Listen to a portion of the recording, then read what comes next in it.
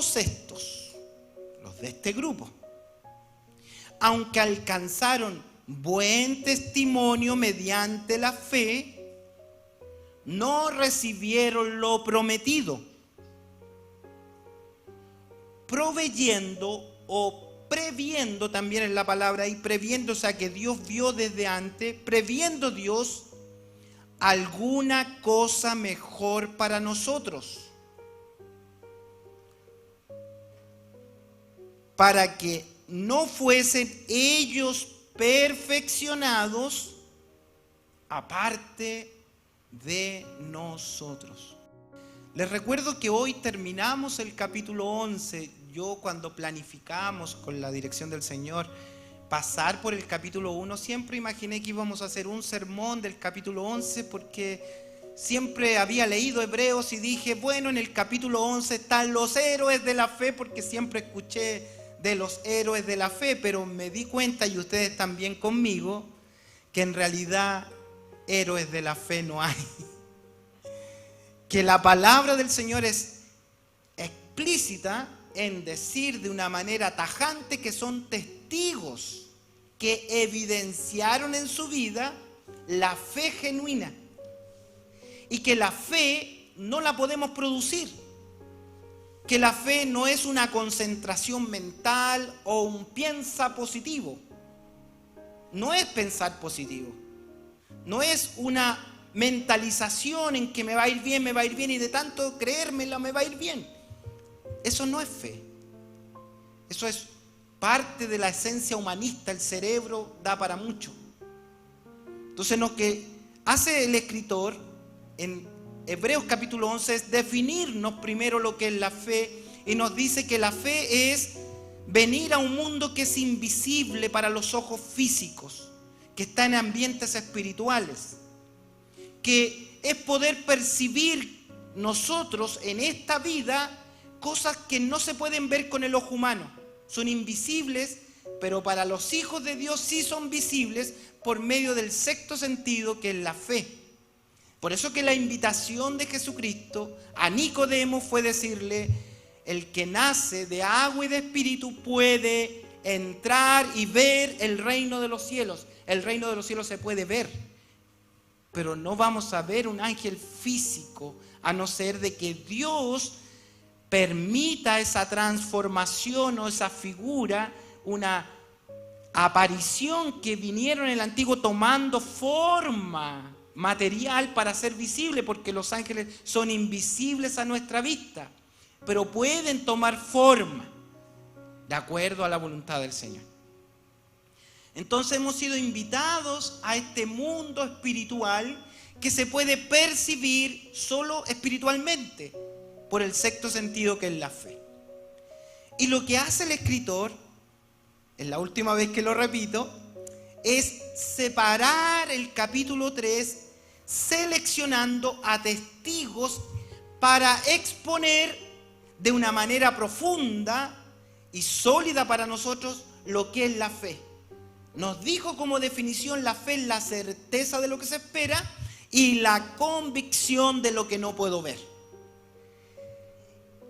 Y primero, el primer grupo, les recuerdo que estaba en el versículo 4 y 5, nos habló de ese grupo que nos exponía lo que era el camino de la fe. Y en ese grupo seleccionó a dos personajes. ¿Se acuerdan? A Abel, que ofreció más excelente sacrificio, y a Enoc, que caminó con Dios. Y eso simbolizaba que el principio del camino de la fe tiene que ser con sangre, con derramamiento de sangre. Y el camino de la fe para el cristiano parte en la cruz del Calvario y termina cuando seamos arrebatados al cielo. Nos presentó entonces el caminar cristiano. Luego fue al segundo grupo y dijo que los que caminan en el camino de la fe no tienen que quedarse arraigados en las cosas de la tierra, materiales, sino que tienen que poner su visión en la patria del alma, en la patria celestial, no devolverse a las cosas materiales. Y nos puso, por ejemplo, a dos familias que lo tuvieron todo. que trabajaron, que caminaron con Dios, que fueron amigos de Dios. Noé caminó con Dios, habló con Dios, Dios les dio instrucciones. Abraham fue llamado amigo de Dios, Dios vino, tomó forma, habló con él y lo tuvieron todo. Abraham era rico, Noé tuvo 120 años construyendo un barco, pero ellos siempre pensaron en la patria del alma y no se acomodaron al mundo. Y dice la palabra del Señor que ellos siempre saludaban la patria del alma, no se quedaron pegados a la materia. Y eso nos invitaba en la palabra del Señor en el sermón pasado a que nuestros ojos no estén en las cosas materiales. Podemos tener todo o no tener nada, pero nuestro corazón tiene que estar donde no entra la polilla, haciendo tesoros en el cielo, en el lugar que el Señor fue a preparar para nosotros. Ahí estaba el segundo grupo.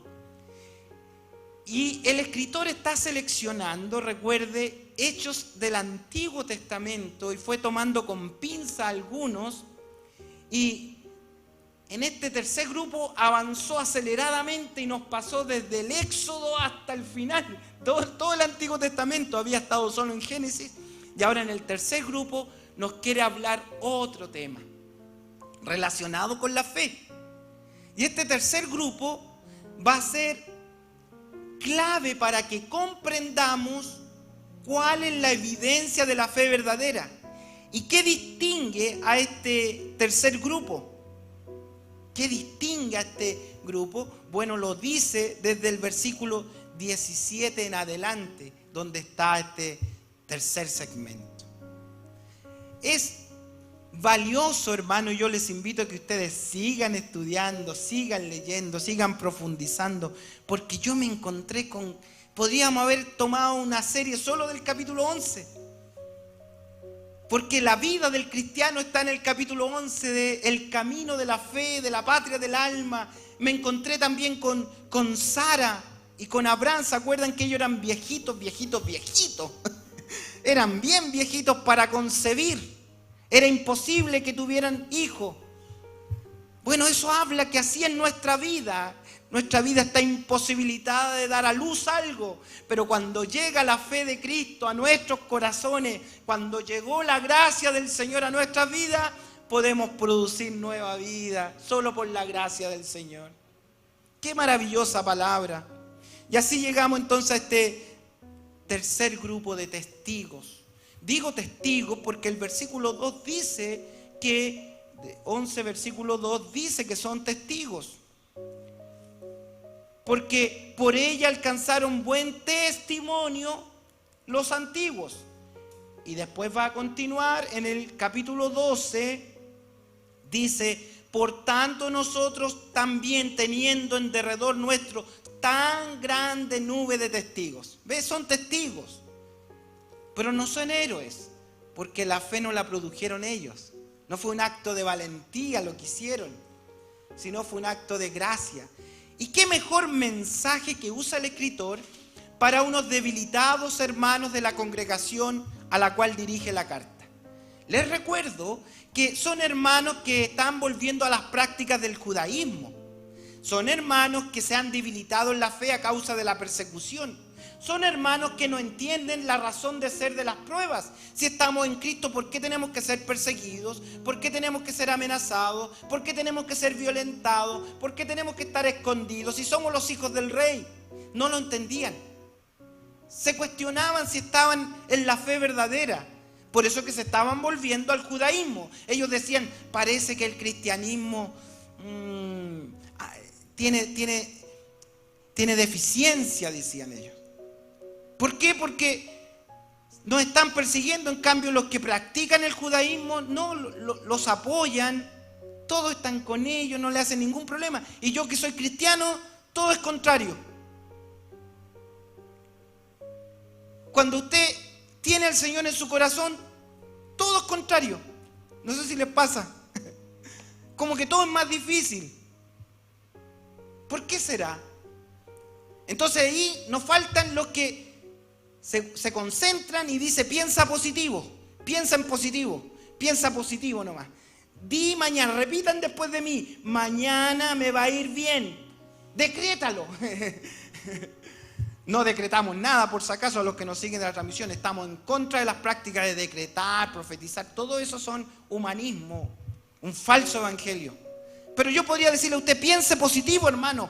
Proclame, decrete que esta semana le va a ir bien. Va a ir al banco, le van a abrir las puertas del banco y va a salir el agente del banco y le va a decir, le tenemos una línea de crédito aprobada para que se compre lo que quiera. Lo llamarán de Lanchile, que tiene un pasaje por el mundo, porque usted pensó positivo. Dios me está abriendo puertas de bendición. Y la pobre hermana que está pasando pruebas, que está pasando crisis, el otro hermano que tiene un diagnóstico reservado, la otra hermana que está en una enfermedad terminal, el otro que le va en crisis. Bueno, ¿qué categoría de cristianos son esos? ¿Por qué le pasa lo que le pasa? Entonces es bueno venir al tercer grupo que nos presenta este capítulo 11 y ver cuáles son las evidencias de la fe verdadera. Y se van a dar cuenta de que del versículo 17, los voy a pasar rápido porque no tenemos todo el tiempo, se van a dar cuenta de lo que pasaron estos hombres a causa de tener la fe verdadera. Les voy a subir el ánimo, les aseguro. Versículo 17, voy a leer algunas partes solamente. Por la fe Abraham, que era el amigo de Dios, que había dejado todo, que había tenido un hijo, que era dueño de toda la tierra, que tenía criados, que tenía todo. Por la fe Abraham, cuando, lo leen ahí en su Biblia, cuando fue ¿qué? Probado. ¿Dios necesitaba probar a su amigo? Si ya había dejado su familia, su parentela, su tierra, había viajado, le había creído todo. Le habían dicho que era loco y él seguía creyendo en Dios y dice, tiene que ser probado. Dios necesita probarlo, o sea, todavía Dios tiene dudas de él. ¿Es eso lo que nos dice el texto? Recuerden que Dios le pide a su hijo. Pero como él es amigo de Dios, y Dios le ha prometido, aquí hay otro sermón, pero no puedo no decirle esto.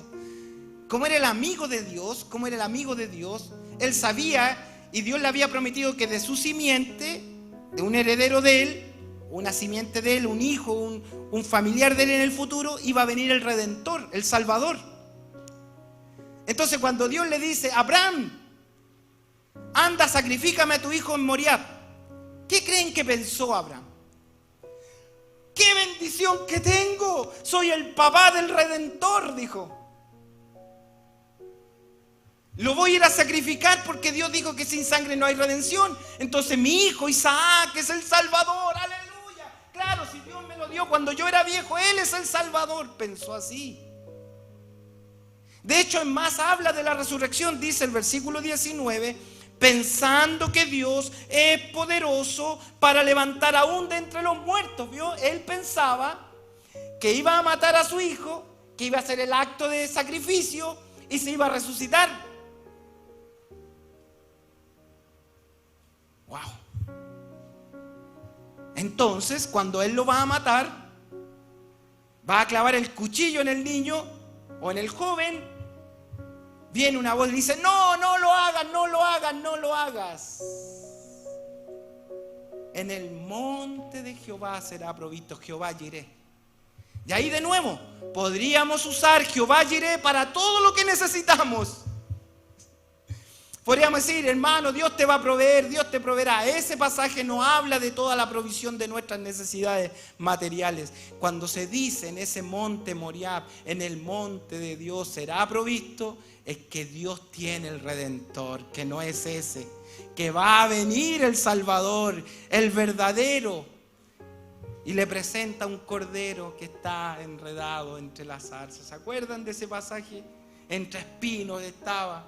Así va a aparecer siglos después mi Salvador, con una corona de espinas, y Él sí era el Salvador, el Hijo de Dios, el amigo de Dios. Pero ¿por qué tiene que probarlo? De ahí vamos a ver que después los otros personajes que sigue mencionando el escritor, todos van sufriendo. Pareciera ser que llegar al Evangelio es un camino de sufrimiento. Dice el versículo 24, por la fe Moisés rehusó llamarse hijo de la hija de Faraón, escogiendo antes, ¿qué escogió? Escogió ser maltratado con el pueblo de Dios antes que gozar de los deleites temporales del pecado. Pero ¿por qué él quiso sufrir? Y lo dice el escritor, y esto es maravilloso, porque podríamos hacer una película y mostrar al pobre Moisés sufriendo, pero el escritor nos explica por qué Moisés no quiso aprovechar los privilegios de Egipto, sino que quiso sufrir. ¿Por qué? Versículo 26.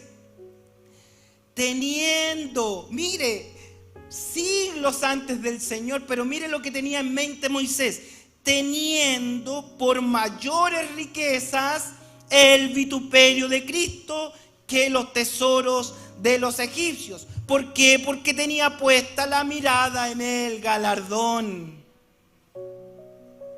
¡Wow! Él prefirió sufrir, pero de nuevo, ¿es eso lo que Dios quiere que suframos? Como gusanos. Que lloremos, que la pasemos mal, que siempre lleguemos aquí con la prueba y la prueba. ¿Es eso lo que quiere Dios? ¿Ese es el sentido? Y del 32 adelante después va a encontrar a todos los patriarcas del 26 hasta el 31 va a encontrar a los patriarcas. Y ahí puede leer usted. Y todos no se apegaron a este mundo. Todos sufrieron. José, Jacob, todos sufrieron. Y dice que cuando murieron, tuvieron palabras de bendición para el futuro. Dice, al momento de morir, pidieron algo para el futuro. Y siempre lo que pidieron era espiritual. Evidencias de una fe genuina, evidencias de una fe genuina. Pero del 32 ya hasta el 38 es para, como dicen los jóvenes, para cortarse las venas. Aquí ya es fuera de serie. Del 32 para adelante ya es fuera de serie el sufrimiento. Aquí ya se puso fase 3 del sufrimiento. Miren. ¿Y qué más digo? Lo han leído ustedes, ¿cierto? ¿Y qué más digo? Porque el tiempo me faltaría, dice, contando de Gedeón, de Barak, de Sansón, de Jefté, de David, así como de Samuel, de los profetas, que por fe conquistaron reino, hicieron justicia, alcanzaron promesas, taparon bocas de leones, por fe apagaron fuegos impetuosos, evitaron filo de espada, por fe sacaron fuerzas de debilidad, se hicieron fuertes en batalla, pusieron en fuga ejércitos extranjeros. Las mujeres recibieron sus muertos mediante resurrección, mas otros no tuvieron tal bendición y fueron atormentados, no aceptando el rescate a fin de obtener mejor retribución. Otros, esto ya es la fase 4, mire, otros experimentaron vituperios, azotes, y además de esto prisiones, cárceles. Fueron apedreados, fueron aserrados, puestos a prueba, muertos a filo de espada, anduvieron de allá para acá cubiertos de pieles de oveja y de cabras. Pobres, angustiados, maltratados. Bienvenidos al evangelio de la prosperidad, de los cuales el mundo no era digno. O sea, ¿qué está diciendo? Esta clase, esta especie de personas, el mundo no se las merece. Son demasiado estupendos, son demasiado extraordinarios. Esta clase de personas, este mundo no se las merece. Quiere decir, no tiene nada que ver con la gente de este mundo, la gente humanista, la gente que se mueve por los deseos humanos, la gente que adora al Señor cuando tiene el auto, la gente que adora al Señor cuando le va bien, la gente que le adora al Señor solo cuando todo le resulta lindo. Pero cuando le va mal, de los cuales el mundo no era digno, errando por los desiertos, por los montes, por las cuevas, por las cavernas de la tierra. ¿Qué distingue entonces a este grupo? Ustedes que son inteligentes ya lo notaron. ¿Qué distingue a este grupo? a todo esto que menciona, desde Abraham hasta el final del Antiguo Testamento. ¿Qué distingue a estos hombres que tuvieron la fe genuina? Que fueron probados, que sufrieron. ¿Y por qué Dios iba a querer probarnos? ¿Cómo es esto posible que el Dios que nos da la salvación por gracia ahora quiere hacernos sufrir para perfeccionarnos? ¿Por qué digo de perfeccionarnos? Vea el último versículo, el 40. Dice: proveyendo Dios alguna cosa mejor para nosotros, para que no fuesen ellos perfeccionados aparte de nosotros. Quiere decir que vamos a ser perfeccionados juntos. Entonces está hablando de la perfección. A ver, explíqueme eso, por favor. Recibo la salvación con gracia, pero después a través del sufrimiento tengo que perfeccionar la salvación. No, en absoluto. Entonces, ¿qué sentido tienen las pruebas? Porque les recuerdo que la perfección también es producto de la gracia del Señor. No es algo que produzcamos. No es que camine de rodillas, no es que aquel que dijo: ay, Señor, si te sirviera de rodillas no pagaría tanto amor. Y yo le respondí y le dije: hermano, mejor párese y trate de venir al culto, conéctese aunque sea el culto online. No necesita caminar de rodillas. Mejor sea agradecido, sirva al Señor con ánimo pronto. No quiere el Señor gusano arrastrado ahí, no. ¿Para qué? Entonces lo que está diciendo acá, en el capítulo 10, versículo 14, que con una sola ofrenda hizo perfecto para siempre a los santificados. O sea, no es que las pruebas me van a hacer más santo, porque la santificación la produce el Espíritu Santo en nosotros. La salvación, el llamado, todo esto lo hace Dios en mi vida. Entonces, ya vamos al grano, mi pastor, pero ¿por qué la prueba entonces? ¿Para qué? Para que usted misma comprenda, no se olvide que Dios está a su lado. Porque si llevamos una vida siempre plana, siempre bien, desde que llegué al Señor me ha ido estupendo, tengo 3 empresas, auto, hijo, todo bien, gózate. Entonces, si estoy así, lo que va a suceder es que puedo ser autoengañado. Puedo pensar que tengo una salvación que no tengo. Entonces, ¿cómo hago? ¿Cómo hace Dios para que usted tenga la evidencia de que tiene la fe verdadera? ¿Qué nos dice el apóstol Santiago en el capítulo 1, versículo 1 y 2? ¿Qué nos dice? Tened por, ni siquiera dice pónganse contentos, dice tened por sumo gozo, el gozo máximo, cuando tengan que enfrentarse con diversas pruebas, ya que saben que la prueba de vuestra fe produce paciencia. La prueba de la fe va a producir en nosotros paciencia. ¿Paciencia en qué? En que el Señor está trabajando conmigo. El Señor Jesús dijo: hasta ahora yo y mi Padre trabajamos. ¿En qué trabajan? En mi duro corazón, en mi vida.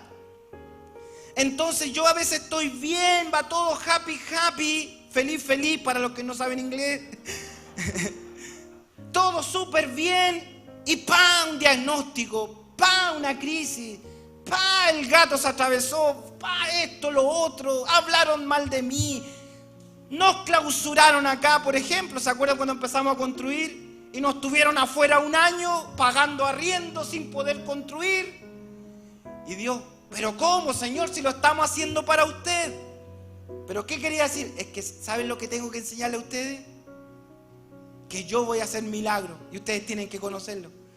El Señor me dijo: es fácil construir, pero lo que es difícil es que yo construya sus corazones. Entonces, cuando nosotros construimos esto, no solo construimos esto físico, lo que comprendimos es que Dios quiso trabajar en nuestro interior y construir nuestro espíritu. Entonces, ¿cómo el hombre, cómo la mujer, cómo el cristiano va a saber que lleva la fe genuina?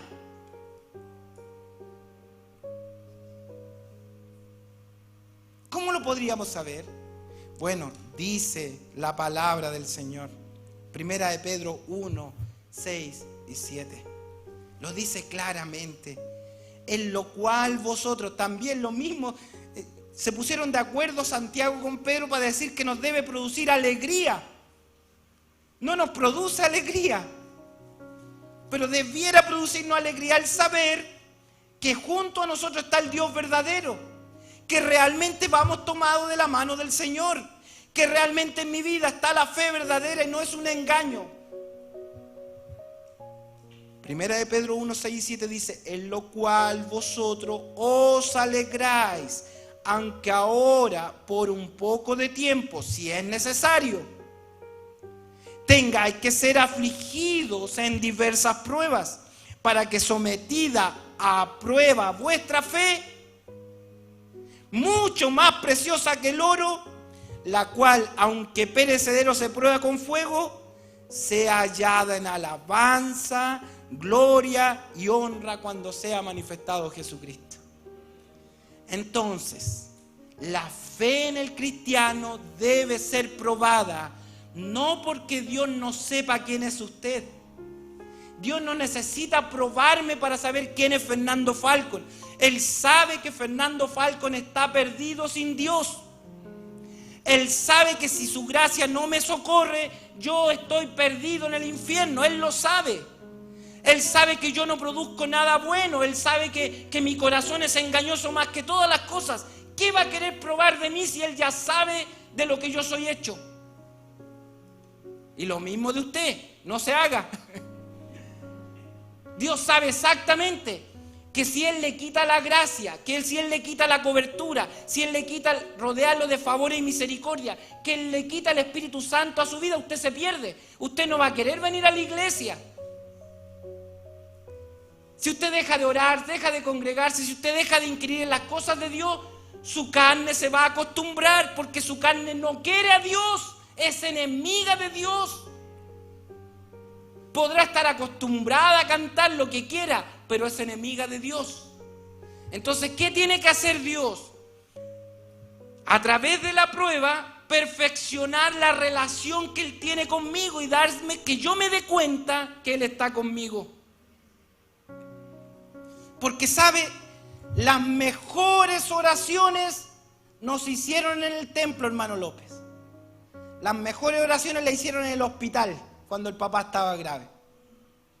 Nunca había orado tanto como cuando oró en el hospital. Este lugar no tiene buenas oraciones. Las buenas oraciones están en el momento de la crisis, en medio del dolor, en medio de la soledad, en la cárcel, en el sufrimiento. Ahí sí que hacen oraciones de verdad. Yo me recuerdo una vez que estaba pero perdido. No servía para nada, ya no tenía para dónde miraba, era oscuro. Todo era oscuro en mi vida. Mi carne, todo era malo. Y de rodillas en una soledad le dije al Señor: Señor, si yo te sirvo para algo, aquí estoy, solo tú lo puedes hacer conmigo. Si tú lo haces, yo me entrego lo que tú quieras, pero hazlo tú, Señor. Yo me rindo. Y el Señor así automáticamente me levantó. Hizo obra en mi vida, transformó las cosas, hizo nueva todas las cosas, me abrió caminos. Me demostró que Él es el que trabaja en mí. Entonces, cuando llega la enfermedad, cuando llega el dolor, cuando llega la aflicción, cuando llega la angustia, es solo una cosa: que Jesús, el Señor de gracia, quiere tomarlo de la mano y demostrarle que usted va en el camino de la fe rumbo a la patria celestial, que usted no está engañado, que solo Dios le puede dar la mano para sustentarlo. Y usted podrá decir: aunque ande en valle de sombra de muerte, no temeré mal alguno, porque tú, aleluya, No hay nada mejor que sentir la compañía del Señor a nuestro lado. Como caminó Enoc con Dios, como caminó Noé con Dios, usted va caminando de la mano del Señor. Y si se siente que está solo, debilitado, como aquella historia que siempre se cuenta, aquella persona que iba caminando por la arena con el Señor a su lado y miraba para atrás y veía que habían 4 huellas.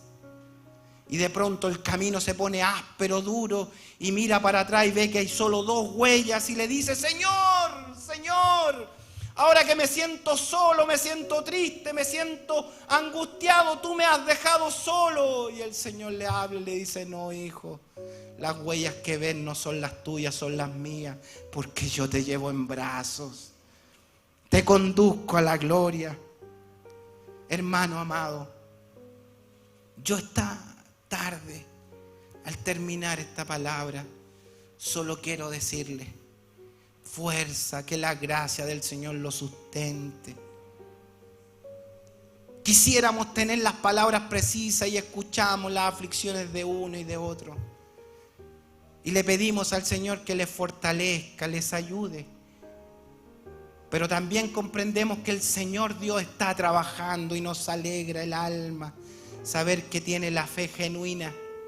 Y cuando vemos que el Señor les ha auxiliado, los ha sacado adelante, Dios ha crecido. Como un hermano que un día me contó un sueño que tuvo.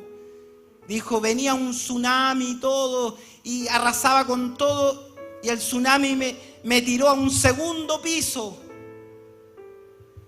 Y el Señor Dios, a través de su instrumento, le dijo: ¿sabes qué? Viene la prueba, es dura, pero se te va a hacer subir al 2º piso, vas a crecer en el Señor. Me recuerdo una vez que viene Jesús donde Pedro. Y viene y lo busca, le dice: Simón, Pedro, Pedro, Pedro. Y le dice: Señor, ¿qué quieres?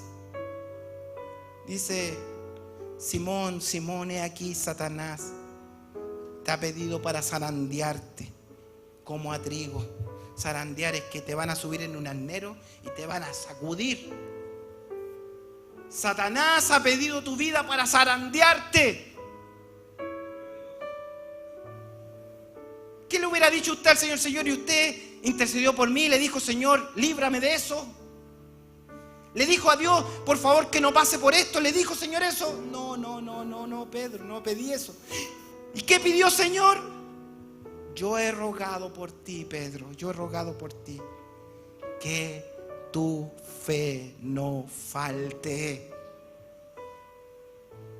Que tu fe no se te acabe, que tu fe no falte. Lo único que le pedí al Padre, que cuando estés siendo zarandeado, tu fe no falte. Que confíes, que yo estoy contigo, estoy trabajando contigo, estoy llevándote a la gloria, estoy siendo perfeccionado. Todos estos que sufrieron no recibieron lo prometido. ¿Por qué? Porque el Señor no había venido. Eso le está diciendo a los hebreos. Ustedes están volviendo al judaísmo. Todo esto sufrieron saludando la esperanza, pero en el cristianismo se nos ha abierto el camino nuevo y vivo. Si ahora sufres, es porque Cristo ha llegado a tu vida. Fortaleceos en el Señor y en el poder de su fuerza, y habiendo acabado todo, estar firmes en la gracia del Señor. Esta mañana, yo no sé por qué caminos usted esté pasando, cuál es la situación y cuántas oraciones ha hecho. Y dice: tanto que le he pedido al Señor, tanto que le he rogado, y parece que el Señor no me escucha. El Señor sí la escucha, sí está con usted, porque lo que el Señor quiere es llevarlo a la gloria, para que usted camine en calles de oro. Allá el Señor va a enjugar toda lágrima. Allá no habrá enfermedad, no habrá dolor, no habrán crisis. Allá tendremos un cántico nuevo y le diremos al Señor en su presencia: Señor, la salvación te pertenece a ti. Cuando yo estaba desorientado, si no hubieras venido tú, me rodeaste con favores, me apretaste. Cuando yo estaba autoengañado, cuando yo estaba debilitado, cuando yo quería arrancarme para allá. Si tú no hubieras venido, no me hubieras apretado, yo no hubiera llegado a tu presencia. Esta mañana la gracia del Señor está aquí para decirle a usted que la fe verdadera, la fe genuina es probada como el oro en el crisol. Y la fe tiene un solo sentido en la prueba, un solo sentido, que usted comprenda que de la mano lo lleva el Señor a la gloria. Que usted descubra cuán cerca está el Señor de usted. Vamos a orar esta mañana, vamos a agradecerle al Señor por esta su palabra. Esta mañana la gracia del Señor se revela a su vida para que usted comprenda que la fe genuina debe ser probada como el oro en el crisol.